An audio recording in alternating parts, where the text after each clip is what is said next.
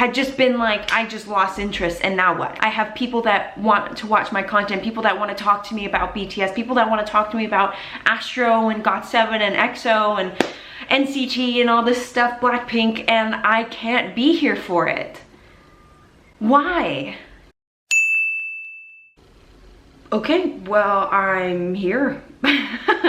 Hi, welcome back to my channel. I decided to make a video today, kind of spinning off of the live stream that I did last night. And honestly, it just really got me thinking about some things that I've been wanting to talk about for a while, but have not been able to muster up the courage to be able to talk about with you guys. And that is K-pop burnout. Actually, more specifically, it is stan culture burnout. I haven't researched this topic at all. I'm just gonna be venting kind of off my own experiences and maybe trying to just get this off my chest. I've never talked about this before because I didn't think that people related, and I didn't think that people cared really to hear about it, especially if you can't relate. But jumping off that live stream that I did last night, I realized so many people actually do relate. So many people do understand what it means to be so invested into being a stan and supporting your faves and being so deep into it, and then falling off, growing out of that, and the guilt that it causes, because this has been something that I've definitely experienced, and that guilt especially, it's there and it's real, and I'm here to talk about it today. And whoever wants to listen can listen, whoever relates, you know, we're in this together. I just wanted to like shine light and acknowledge that this thing exists and it's okay. By the way, just like jumping back into the live stream, like I literally have not uploaded on this channel in like a year. And the fact that I was able to just randomly do a live stream yesterday and be welcomed with love and people that actually care about me and people that I would consider are like my friends, you know, it's like appleberry fam. I don't know, it brought me to tears. And also thank you so much to everyone who showed me love on my second channel. A little bit of self-promo. I have started a second channel specifically for ASMR. So if you are an ASMR consumer like I am, you can check out my ASMR channel if you like. I will link it in the description. But if you don't like ASMR, no worries, that's fine. I hope you enjoy this video as well. So going into it, K-pop stan burnout. It is something that I've been in denial about for a long time. I've been struggling with this probably for the last almost 4 years, 3-4 years since I got back from my study abroad in Korea and that year after that. Me personally, to give you guys some background, I started my channel and I knew I wanted to be a YouTuber, but once I started uploading K-pop content and I found an audience that related to me and really liked the content that I was creating, which were reaction videos, that's when this channel really took off, and I really had such a fun time making that kind of content. And I did that for a number of years. And I've been fortunate enough to let this channel grow to the point where when I did my study abroad in the middle of my college experience, I went to Yonsei University and I attended their ohakdang for one summer, and back then I was signed to Collab Asia, and I was able to actually interview some K-pop idols and make some really amazing content in Korea. And I feel like coming back to the States, that's when I really started seeing a decline in the amount of content I was creating and my creativity. And I think it overall just had to do with a general lack of interest in the topic anymore, which is so sad. And really it created an identity crisis in me, because I was like, okay, I have been an ARMY, I've been a stan, not only just an ARMY, I've been a stan. There's like being an ARMY, which is, I would just consider, if you're a fan of BTS, you're an ARMY, okay? But then there's a stan, which is super strong army.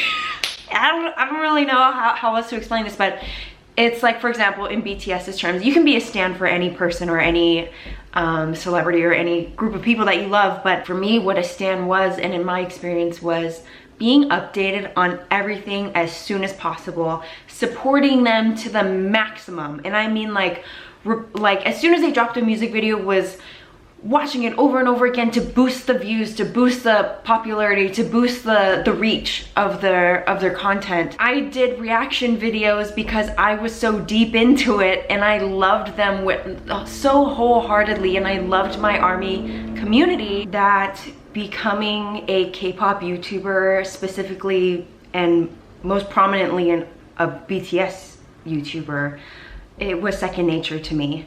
And I've always considered myself to be multi-fandom, just to kind of give that background too. Like, my ultimate biases, the trifecta that everyone knows is Sumi Appleberry's ultimate K-pop biases has always been Jackson Wang, Jungkook, and Moonbin.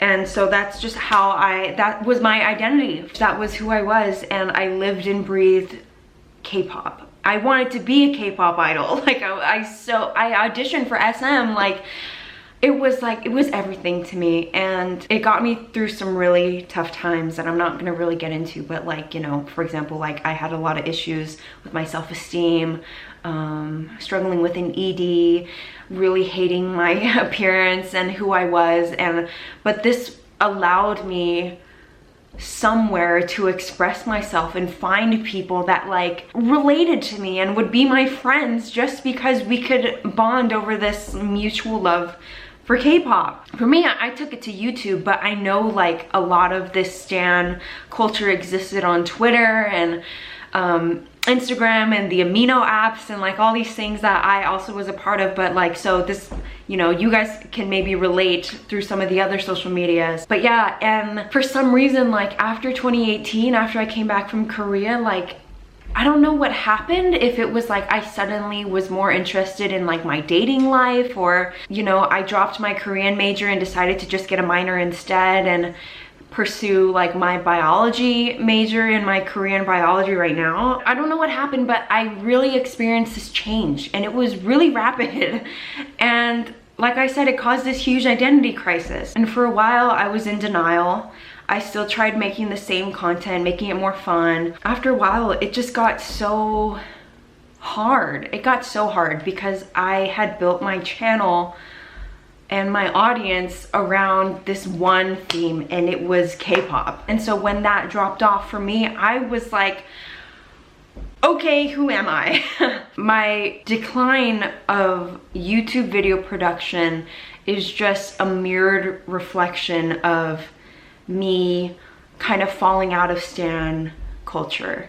And so that's kind of what I wanted to, that's the whole basis of what I want to talk about, is like falling out of being so deep and so central in K-pop and knowing like almost everything that's going on at every second of the day, to reeling back. And that process of reeling back, it causes so much guilt. And I really just attribute it to people, you know, as they get older. And not to say like, not to imply that being a stan is like an immature thing at all. Like, I've seen like grown ass adults that are fully functional like citizens of this society, fully working jobs, self-sustained, but that are super deep into stan culture as well. So it's not to say that it's something that only is for like kids. That's just completely wrong. But I will acknowledge that maybe being a stan is something that people do grow out of, or they just change and it no longer becomes their interest. And I think that's just attributed to life and the fact that we are dynamic beings. Not everything has permanency in our life.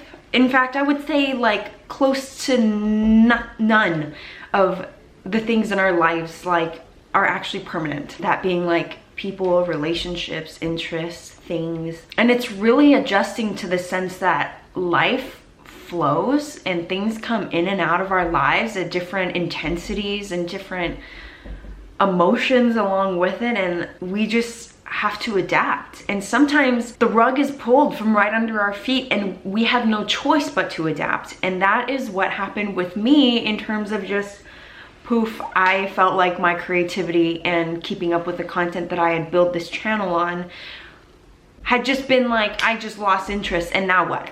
Like, now what do I do? I have people that want to watch my content, people that want to talk to me about BTS, people that want to talk to me about Astro and GOT7 and EXO and NCT and all this stuff, Blackpink, and I can't be here for it. Why?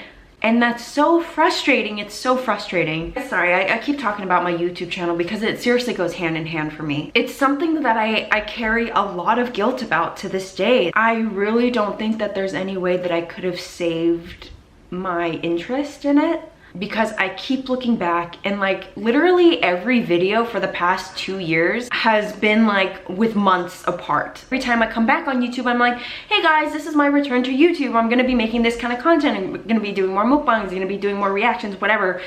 But I can't follow through, and I'm like, why is that? I literally like can't get myself to do it. For other people, like keeping up their stan accounts or checking on their social media or going to concerts and stuff like that. And honestly, I haven't been able to go to a concert, a K-pop concert supporting my faves in years as well, because honestly, it causes me so much heart-wrenching guilt.